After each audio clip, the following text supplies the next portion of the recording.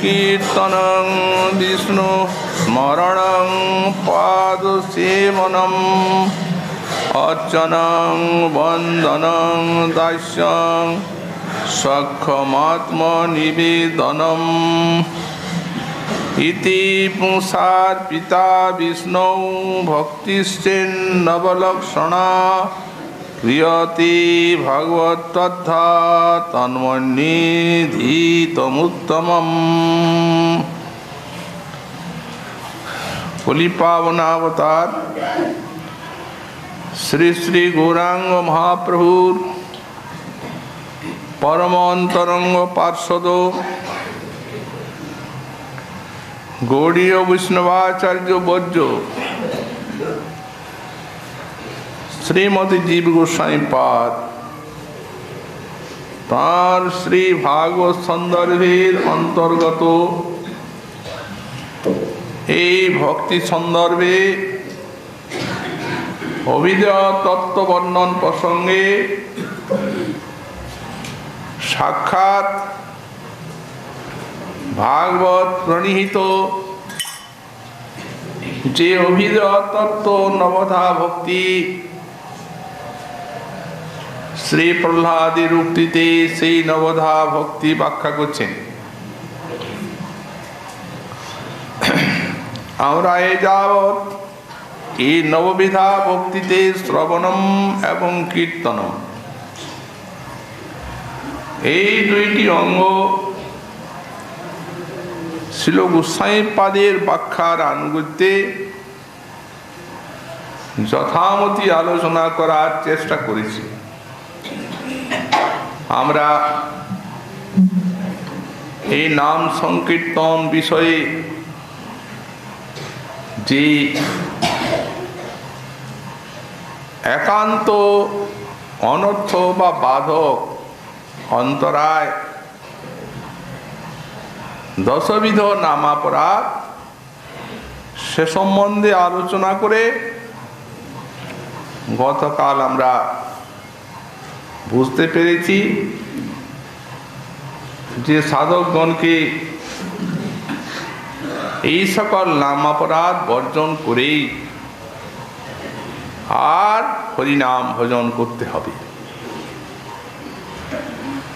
আমাদের মধ্যে কারো হয়তো মনে হতে পারে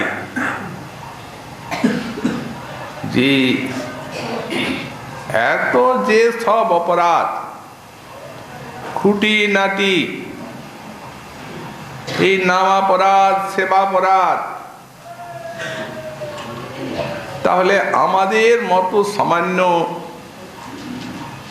সাধক যারা তাদের তো প্রতি পদে পদেই খালি অপরাধী হতে থাকবে, তাহলে তো ভজন সাধনের আশা সুদূর পরাহতই হয়ে গেল। কিন্তু এইরূপ নৈরাশ্যের কোনো বৈধ কারণ নাই। এগুলি কেবল সাবধানতার জন্য মহাজন এবং শাস্ত্র কীর্তন করেছে, যাতে আমরা এইগুলি লক্ষ্য রেখে বুদ্ধিপূর্বক এই সকল অপরাধের অনুষ্ঠান না করি। তা না হলে আমরা যে সকল 10টা অপরাধীর প্রতিকার বা নিবৃত্তির উপায় যা আমাদের গোস্বামীপাদ এবং শাস্ত্র ব্যাখ্যা করেছে প্রত্যেকটি যথামতি আলোচনা করেছি। তাছাড়াও আরো করুণার কথা আছে।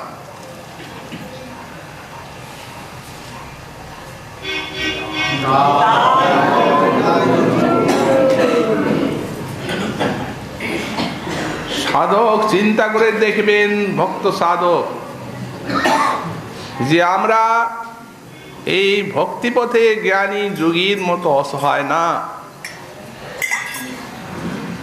আমাদের মাথার উপরে আছেন সর্বশক্তিমান শ্রী ভগবান, আরো আছেন করুণা ঘন বিগ্রহ এই পতিত পাবন শ্রী শ্রী হরিনাম।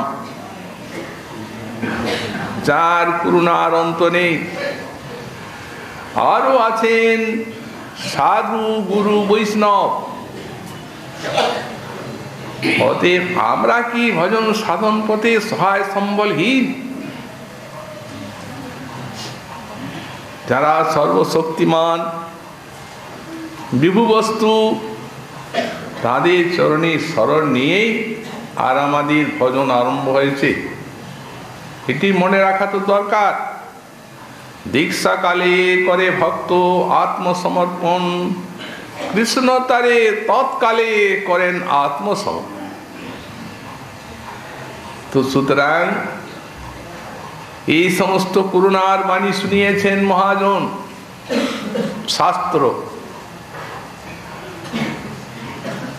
এই যে ভয়ঙ্কর অপরাধের বিষয়ে আমরা আলোচনা করলাম, এর কি নিবৃত্তির সহজ সরল উপায় আমাদের হাতে নেই? মহাজনেই তা বলে দিয়েছেন। যেখানে অজামিল উদ্ধার প্রসঙ্গে ছিল বিশ্বনাথ চক্রবর্তী পাদ শ্রীমদ্ ভাগবতে ষষ্ঠ স্কন্ধে দ্বিতীয় অধ্যায়ে নবম এবং দশম শ্লোকে একটি বিস্তারিত টিকা রচনা করেছেন। সে টিকা একটা গ্রন্থ, বৃহত্তম প্রকাশন যে বহরমপুরী সংস্করণ, তাতে ছোট ছোট অক্ষরে 2.5 পৃষ্ঠার টিকা। যদি আমরা কেউ সেই টিকাটি ভালো রূপে অধ্যয়ন করে দেখি, তাহলে আমরা বুঝতে পারবো, তাহলে আর আমাদের এই নাম কীর্তন সম্বন্ধে কোনো প্রকার সন্দেহই থাকতে পারে না। সেখানেও তিনি অপরাধের বিশ্লেষণ করেছেন এবং শেষে লিখছেন যে সাধু সঙ্গ বসার সর্ব অপরাধক্ষয়েতু ভক্তি দেবী সম্যক প্রসাদেন নাম ফল প্রাপ্তি ইতি নির্বিবাদা। কত করুণার কথা শুনিয়েছেন আমাদের আচার্যপাদ। বললেন, মা ভয়ী, অপরাধকে এত ভয় করে আর ভজন শৈথিল্য মনে আনন করবেন না।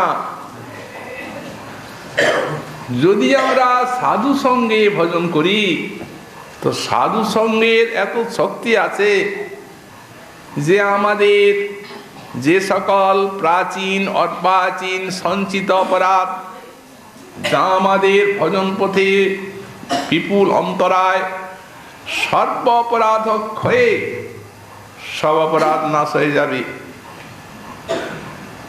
ভক্তি দেবী সম্যক প্রসাদেন, এবং ভক্ত মহারানী সাধকের প্রতি সম্যক রূপে প্রসন্না হয়ে উঠবেন। তখন নাম ফল প্রাপ্তি তিনি নির্বিবাদা।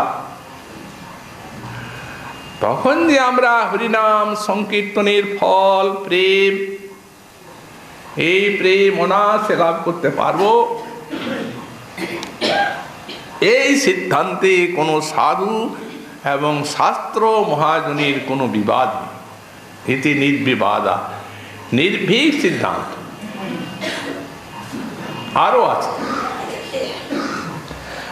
সেই অজামিল উদ্ধার প্রসঙ্গে শেষ শ্লোকটা, যেখানে শ্রীপাদ সুকমুনি বলছেন, যারা এই অজামিল আখ্যায়িকা আখ্যানটি যারা শ্রবণ কীর্তন করবেন, যদ্যপি অমঙ্গল মর্ত বিষ্ণু লোকে মহীয়তে, যদিও সেই মানুষ অমঙ্গল স্বরূপ হন, তবু বিষ্ণু লোক লাভ করবেন। এই শ্লোকটির শ্রীজীব গোস্বামী পাদের টিকা দেখবেন। উনি এখানে অমঙ্গল শব্দের কি ব্যাখ্যা লিখেছেন?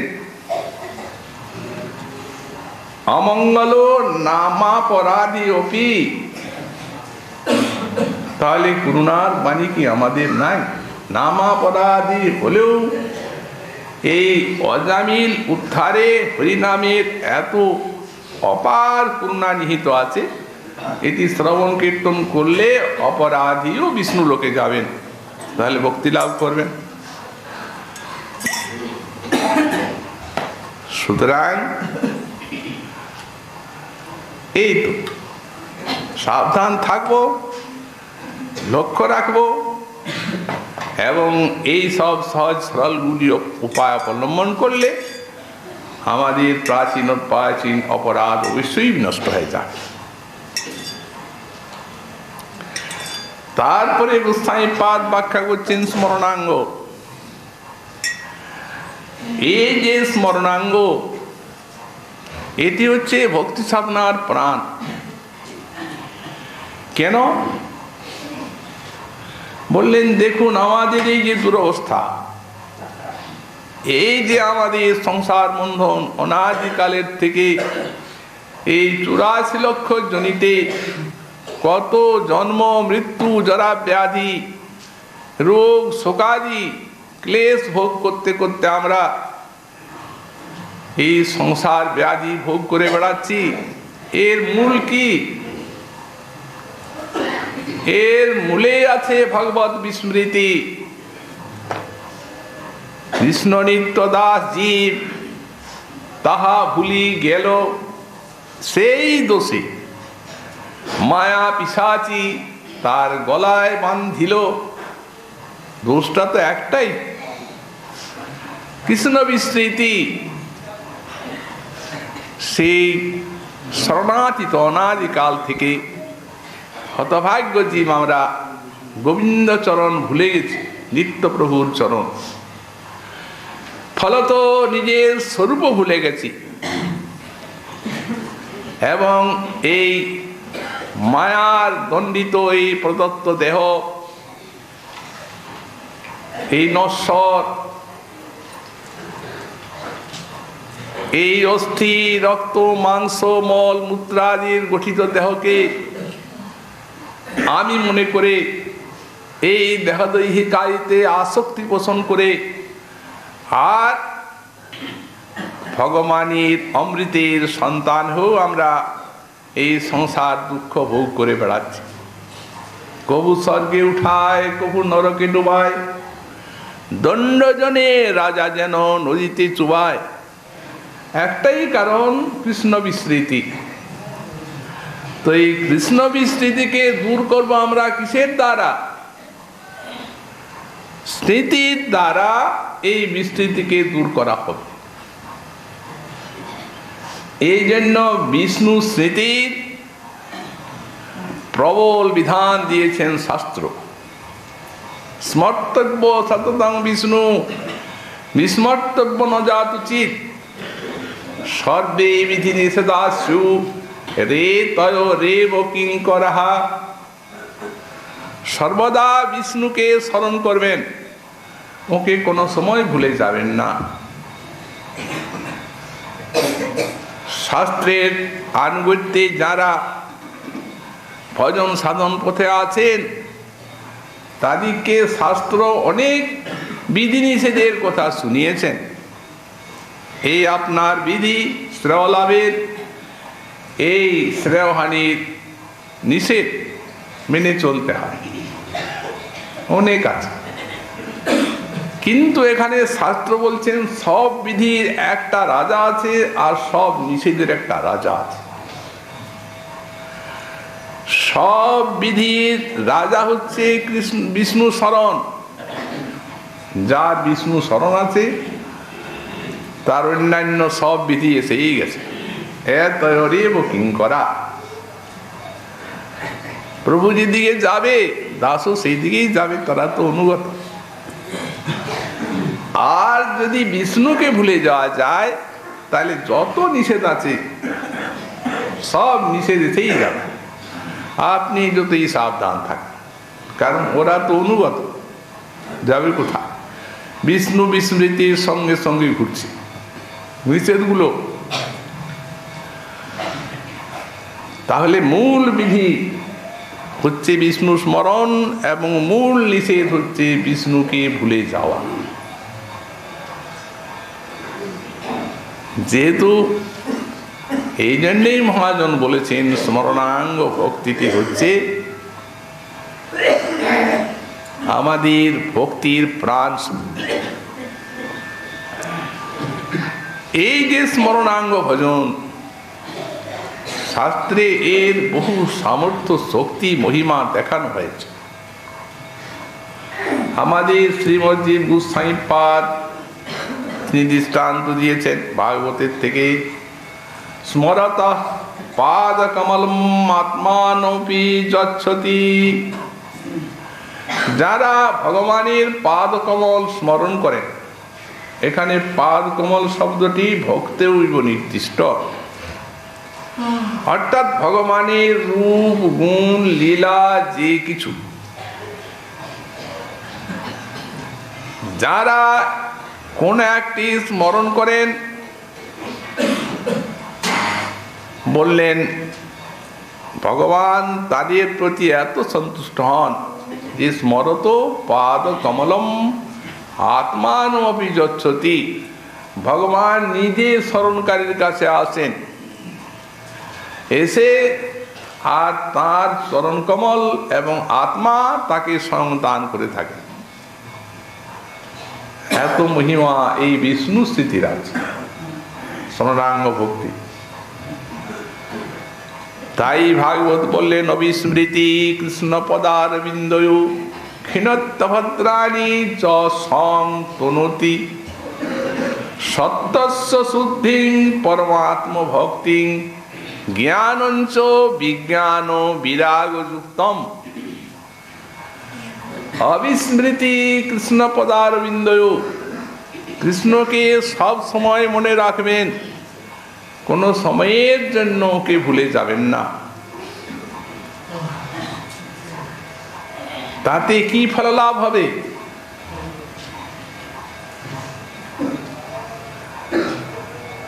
তাতে সত্যস্য শুদ্ধি অবিস্মৃতি কৃষ্ণ পদারবিন্দয়ো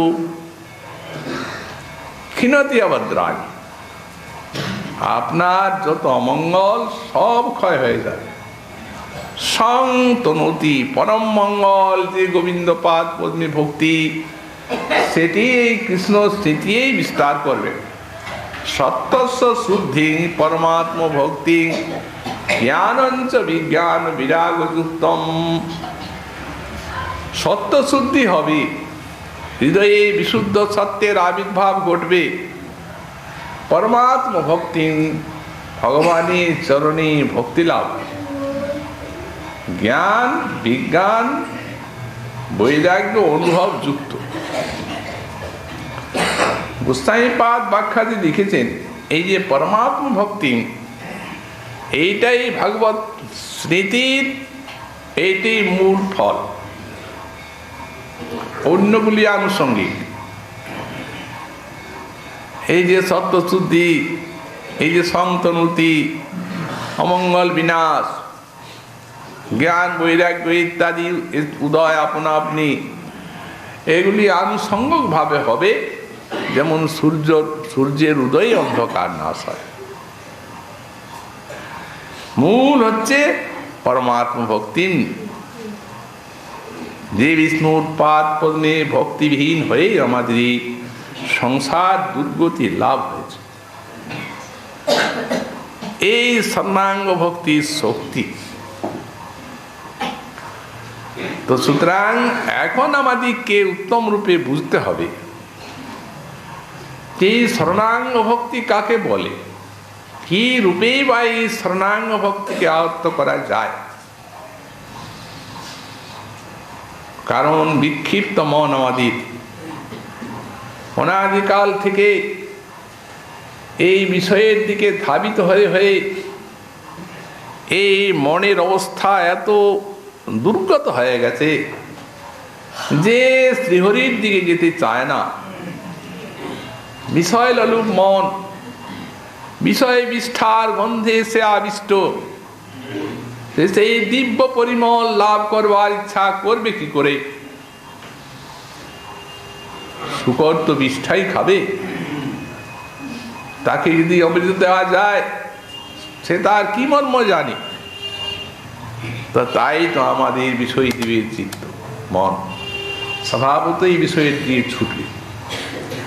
সুতরাং শাস্ত্র তো বলছেন সব সময় বিষ্ণুকে স্মরণ করুন, কোনো সময় ভুলে যাবেন না, কিন্তু আমার মতো ব্যক্তির পক্ষে এটা সোজা কথা নেই।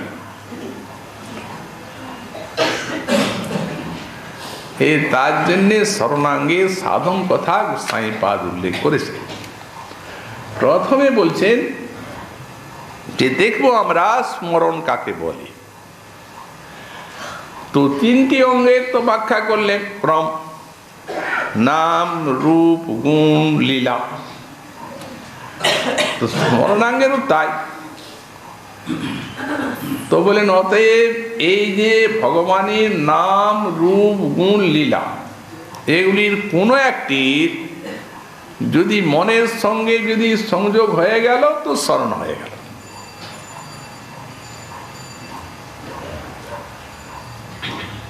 তাহলে মনে করুন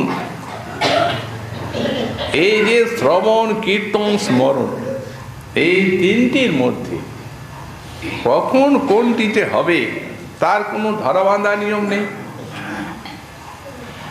এখন যে আমরা হরিকথা শ্রবণ করছি, এখন মনটা শ্রীহরিকে স্মরণ করছে। যখন আপনি লীলা স্মরণের জন্য কি যোগীর স্মরণের জন্য বসবেন তখন মন হয়তো চলে গেল কোথায়, কিন্তু এখন মনে যাওয়ার কোনো উপায় নেই কোথাও। যদি যায় বুঝতেই পারবে না কি কথা হচ্ছে। তো সুতরাং এইভাবে ধীরে ধীরে স্মরণ একটু যোগ হলো না, স্মরণাঙ্গ হয়ে গেল আপনার, কিন্তু যেমনি কথা বন্ধ তেমনি মন ঘুরছে, 24 ঘন্টা ঘুরছে, এমনকি স্বপ্নের ভিতরেও বিষয় যা এই জাগ্রত অবস্থায় প্রবলভাবে চিন্তার ভিতরে থাকে, স্বপ্নে সেইটি দেখা যায়। কারণ আমাদের শাস্ত্র মহাজন বলেন স্বপ্নটি হচ্ছে একটা জাগ্রত অবস্থার প্রতিচ্ছবি ছাড়া আর কিছু নয়। স্বপ্ন তো কোনোদিন ভগবান বা ভজন করছি বা হরিনাম করছি দেখতে পাই না, কি যে সব বিষয়ে সে উদিত হয়, আজে বাজে সব নানাবিধ স্বপ্ন। এইগুলি সেই মনের যে অতিশয় চঞ্চল অবস্থার কথা আমাদের নিকটে সূচনা করে দেয়। তো সুতরাং এই বিক্ষিপ্ত চিত্তকে সংযত করার জন্য সাধন পথ অবলম্বন করতে হবে, স্মরণাঙ্গ সাধন। গোসাইপাদ এই জন্যই এটির 5টা ক্রম করে দিলেন, স্তর। প্রথমে বলছেন যৎকিঞ্চিত অনুসন্ধানম স্মরণম। ওই যে বললেন যে শ্রীহরির নাম, রূপ, গুণ, লীলা পরিকর, এগুলির মধ্যে যে কোনো একটি যদি মনের সঙ্গে যোগ হয়ে গেল তো স্মরণ হয়ে গেল। তো এখন যোগ আর কতক্ষণ, চঞ্চল মন নানা দিকে ধাবিত হচ্ছে, কতক্ষণ সেই যোগ মনে রাখতে পারে। অথচ কপিল দেব বললেন প্রবাহের মতো ওটা দাঁড়ানো চায়, তবে তাকে বলা হবে ভক্তি। মদ গুণ শ্রুতি মাত্রেন মই সদ্ভাসয়ে মনোগতি রবিচ্ছিন্না যথা গঙ্গাম্ভসম বুধৌ লক্ষণং ভক্তি যোগস্য নির্গুণস্য যুদাহৃতম। এই তো ভগবান কপিল দেবের উক্তি। আমার গুণ শ্রবণ করতে করতে যখন ভক্তের মনোগতি গঙ্গাধারার মতো অবিচ্ছিন্ন হয়ে আমার দিকে ছুটবে, কোনো সময় গোবিন্দকে ভুলে যাবে না। তখনই তাকে এইটি হচ্ছে শুদ্ধ নিষ্কাম ভক্তির লক্ষণ। লক্ষণং ভক্তি যোগস্য নির্গুণস্য উদার হয়তুক্য ব্যবহিতা যা ভক্তি পুরুষোত্তমে। তো সুতরাং গোস্বামীপাদ বললেন সেটা ধীরে ধীরে হবে। প্রথম সাধককে সাবধান হতে হবে এই স্মরণাঙ্গ ভজনে, নিজের পুরস্কারের চেষ্টা ছাড়তে হবে। যদি তিনি বলেন আমি ভগবানকে স্মরণ করব নিজের সাধনার চেষ্টার দ্বারা, পারবেন না।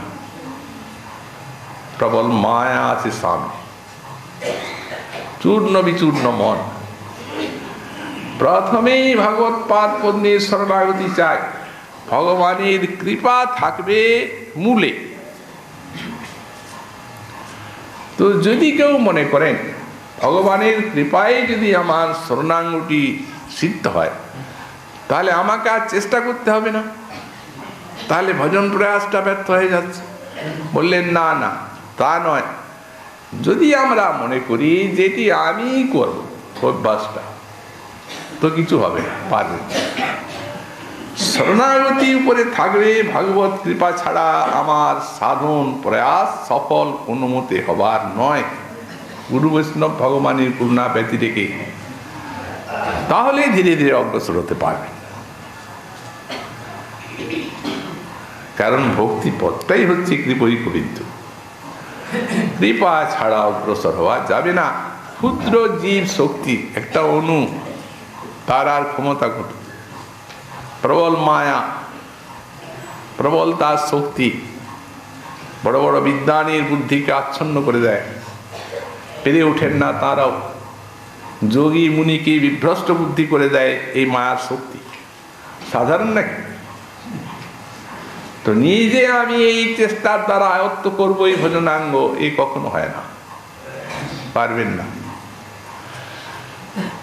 মূলে গুরু বৈষ্ণব ভগবানের কৃপাকে আশ্রয় করতে হবে, তারপরে এই সাধন প্রয়াস চলবে। বললেন তারপরে স্তরটি বললেন, আগে স্মরণ, তারপরে ধারণা। এই ধারণার সংজ্ঞা দিচ্ছেন সর্বত চিত্তমাকৃষ্য সামান্যাকারেণ মনো ধারণম ধারণা। এখন আপনি এই শরণাঙ্গের সাধক, এখন আপনার দুষ্ট মনের উপরে সতত লক্ষ্য রাখতে হবে। দেখুন ও কোথায় যাচ্ছে। আপনি বিষ্ণুতে নিয়ে এলেন, আবার গেল, স্বভাব নানা দিকে ছুটছে। সর্বত চিত্তমাকৃষ্য, এইটি তখন আপনার সাধনা।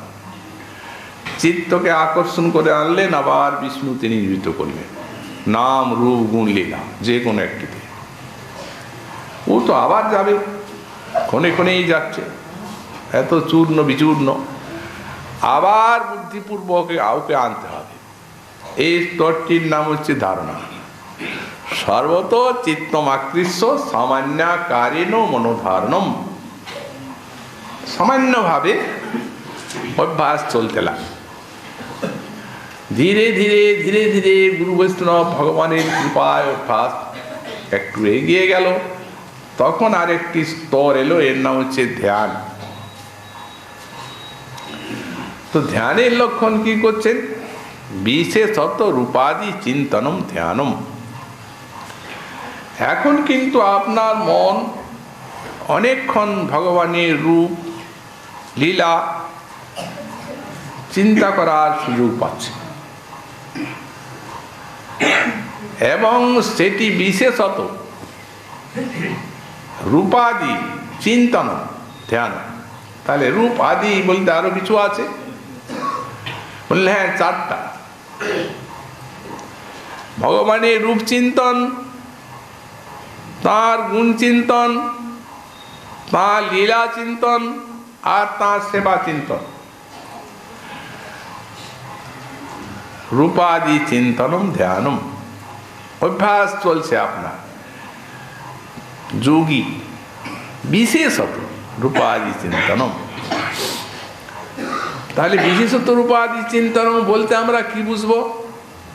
আপনি রূপ চিন্তা করছেন, যেভাবে ধ্যান ভগবানের রূপের গোবিন্দের রাধারানীর আছে, চরণের থেকে শুরু করে মস্তক সাগ্র পর্যন্ত মহাজন বললেন ভাবনা করে যাবেন, চিন্তা করে যাচ্ছেন, রূপের চিন্তন।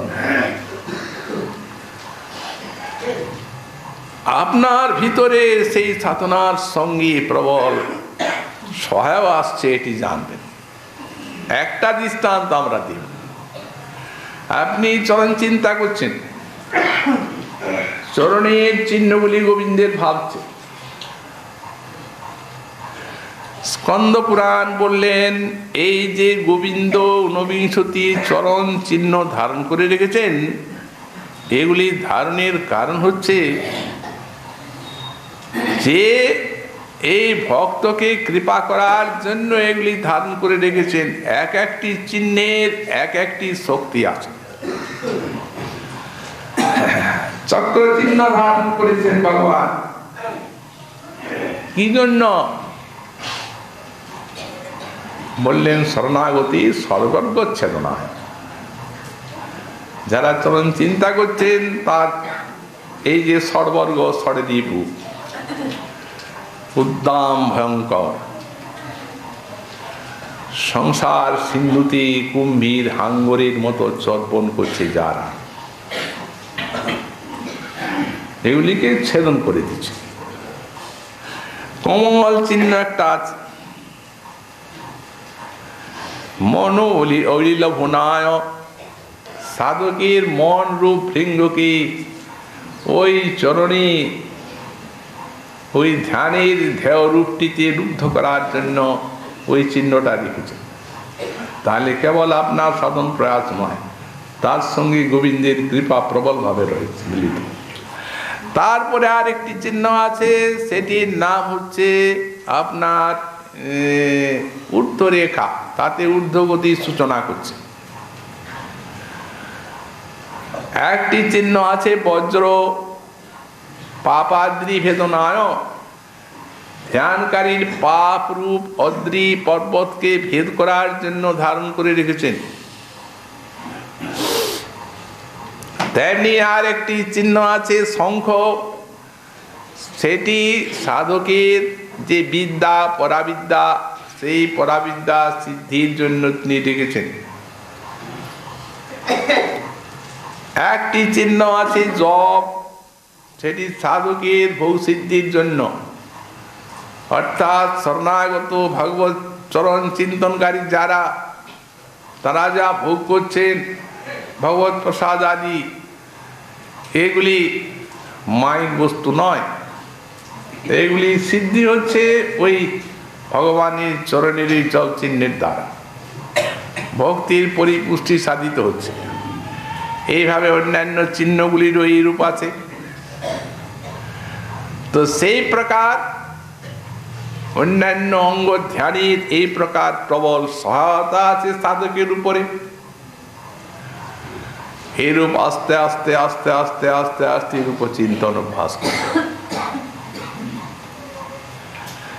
তেমনি গুণ চিন্তন, ভগবানের যে ভক্তবাৎসল্য কারুণ্যাদি গুণ আছে, এগুলি সাধককে হৃদয়ে চিন্তা করতে হবে। এর দ্বারা তার হৃদয়টি ভক্তি সাধনায় উৎফুল্ল হয়ে উঠবে। কারণ ভক্তবাৎসল্য কারুণ্যাদি গুণ ভক্তকে কিভাবে কৃপা করছেন, সেই সমস্ত গুণাবলী যা তিনি শাস্ত্রায়িতে শুনছেন, সেগুলি ধ্যান করবেন, চিন্তা করবেন। শ্রীজীব গোস্বামী পাদ লিখেছেন তাঁর প্রীতি সন্দর্ভে, অখিল গুণের মধ্যে দুটি শ্রেষ্ঠ আছে শ্রীকৃষ্ণের। একটি হচ্ছে ভক্ত বৈশ্যতা, আর একটি হচ্ছে ভক্তের একটি ভক্তৈক বৈশ্যতা, আর একটি হচ্ছে প্রেমার্দ্রতা। ভক্ত প্রেমে চিত্তটি আর্দ্র হয়ে যাচ্ছে তার, এবং ভক্তের যে তিনি বৈশ্যতা স্বীকার করছেন, এই দুইটি গুণকে শ্রেষ্ঠ করে উল্লেখ করেছেন। এইগুলি চিন্তা করবেন গুণগুলি, এই গুণ ধ্যান, লীলা ধ্যান, এই অংশটিতে কিন্তু গৌড়ীয় বৈষ্ণব গুণের একটু বিশেষভাবে জানার কথা আছে। পূর্বে আমাদেরকে জানতে হবে এই যে আমাদের মন যে এই কাজটা করবে, সে মন হচ্ছে ইন্দ্রিয়ের রাজা। যদিও সে নীরব এবং অন্ধ, কথা বলে না, দেখতে পায় না, চোখ যেমন দেখে তেমন কি মন দেখে, জিহ্বা যেমন কথা বলে মন কি তেমন কথা বলে? বলে না। অতএব মন নীরব এবং অন্ধ, কিন্তু তাহলে কি হয়? প্রত্যেকটি ইন্দ্রিয়ের উপরে তার প্রভুত্ব রয়েছে, তার থেকেই সমস্ত ইন্দ্রিয়ের কার্যগুলি পরিচালিত হচ্ছে। যা কিছু আমরা দেখছি, শুনছি, করছি, মনের কাছে জমা। মনে করুন আপনি একটি খুব ভালো জিনিস খেয়েছেন, সন্দেশ, জিহ্বা আস্বাদন করেছে, কিন্তু তার আস্বাদনটা কি জিহ্বায় জমা আছে? যখন সেই সন্দেশের কথা শুনলেন, সন্দেশ আছে দোকানে, যেমনি আপনি সন্দেশের কথা শুনলেন তেমনি স্বাদটা তার আপনার জিহ্বাতে এলো। ও স্বাদটা মনে রাখা আছে, খেয়েছেন, তার স্মৃতিটা আছে। ও জানিয়ে দিল এটা এইরকম। যে সুন্দর ফুলের, একটা চম্পক ফুলের, মল্লিকা ফুলের গন্ধ আপনি পেয়েছেন, সেই ফুলটির নাম করলেই আপনার সেই গন্ধটি নাকের কাছে যেন এসে গেল,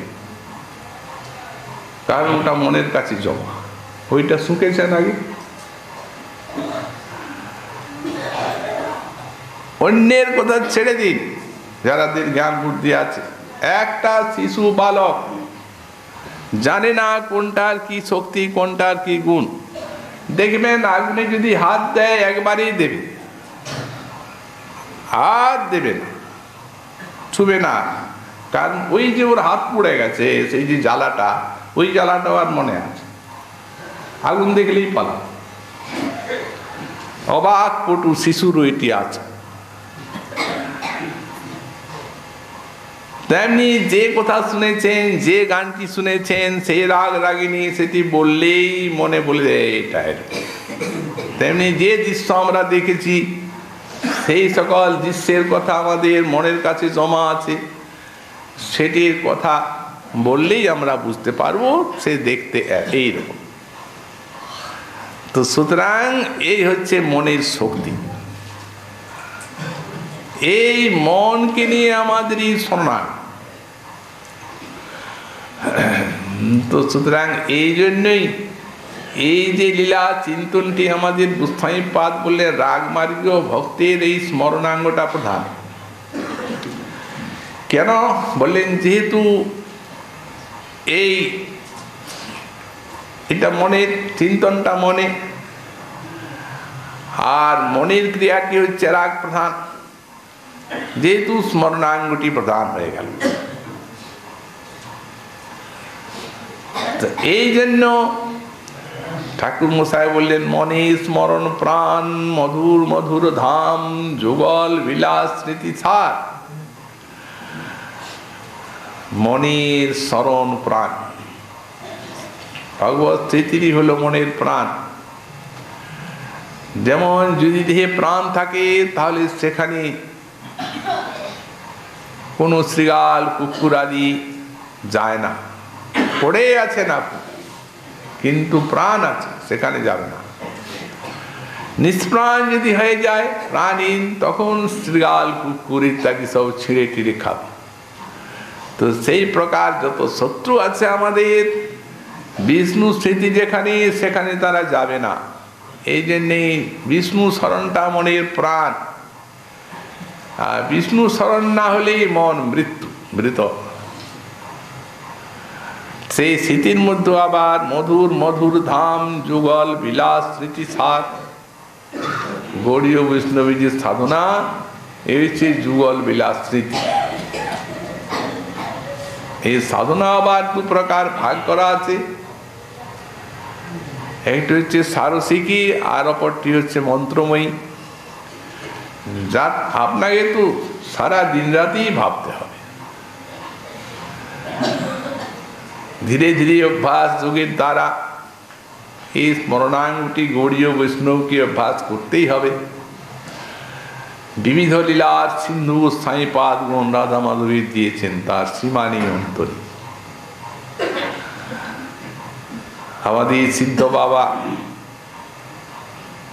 তার এই গুটিকাতে, গৌর গোবিন্দ গুটিকা স্মরণের যে পদ্ধতি, কিভাবে আমাদের গৌরাঙ্গ লীলাকে অবলম্বন করে আর ধীরে ধীরে রাধা গোবিন্দের লীলা স্মৃতির রাজ্যে যেতে হবে, সে সব ক্রম পরিপাটি শিক্ষা দিয়েছে।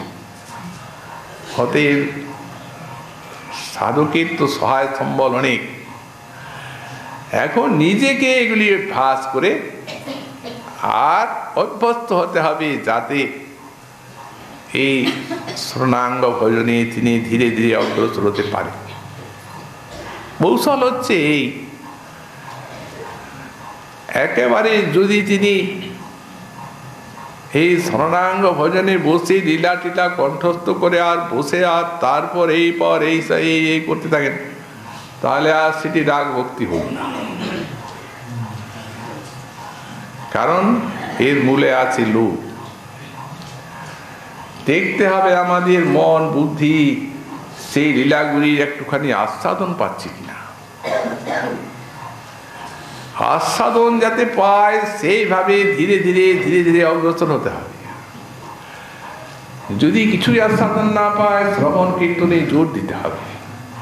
সাধুসঙ্গ মহৎ কৃপা শরণাগতিকে বলপূর্বক অবলম্বন করতে হবে, তাহলে সেই কৃপায় ধীরে ধীরে ধীরে ধীরে এই লীলাগুলির আস্বাদন পেতে পাবে আমাদের চিত্তমন, তখন এগিয়ে যাবে।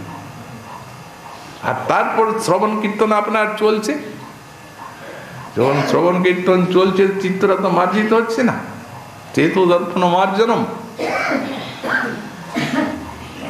তখন অভ্যাসটাও ধীরে ধীরে বেড়ে যাবে।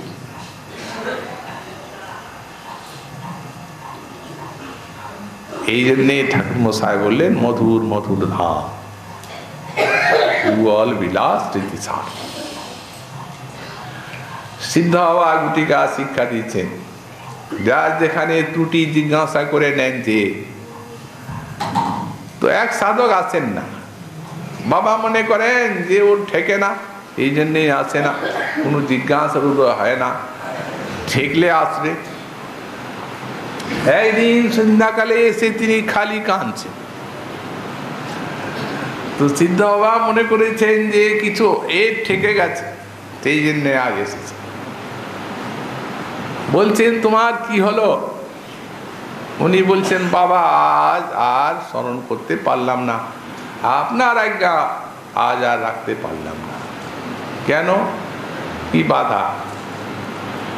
উনি বললেন সকালবেলা যখন সেই রাধারানী স্নান চিন্তা করছে শৃঙ্গার, তখন রাধারানীর হাতে চুড়ি পরাচ্ছে, সেই সময়ে সেই হাতের মাধুর্য আমার মনের কাছে এমন লাগলো যে সারাদিন মনটাকে চেষ্টা করব ওইখান থেকে সরাতে পারি। সিদ্ধ বলেন আজ তোমার ভজনাঙ্গটা ঠিক ঠিক হলো। অর্থাৎ এইরূপ যদি সাধকের অন্তরাত্মা সাধন লাভ করতে পারে, লীলা যুগল মাধুরী কোটি কোটি উত্তাল তরঙ্গমালার মতো মাধুর্যে সিন্ধু উচ্ছ্বসিত হচ্ছে, যা আমরা সাধুশাস্ত্রের বাণীতে দেখতে পাই। এই জন্যে একে স্মৃতিসার বলা হয়েছে। এটি সেইভাবে ধীরে ধীরে ভগবত কৃপাকে অবলম্বন করে আর সাধক ক্রমশ ধীরে ধীরে এগিয়ে যাবে। তো সুতরাং এই প্রকার লীলা ধ্যান সহায় সম্বলিত অভাব নেই। রূপ গোস্বামী পাদ লিখেছেন সূত্র, লীলা বিস্তারিত ভাবে ব্যাখ্যা করেছেন আমাদের শ্রী কবিরাজ গোস্বামী পাদ গোবিন্দ লীলামৃতে। যেটা গোবিন্দ লীলামৃতে সংক্ষিপ্ত ছিল, পরবর্তীকালের আচার্য বিশ্বনাথ চক্রবর্তী পাদ তাঁর কৃষ্ণ ভাবনামৃত গ্রন্থে সেগুলি লিখেছেন, সরস মধুর করে লিখেছেন। এত অবলম্বন আছে।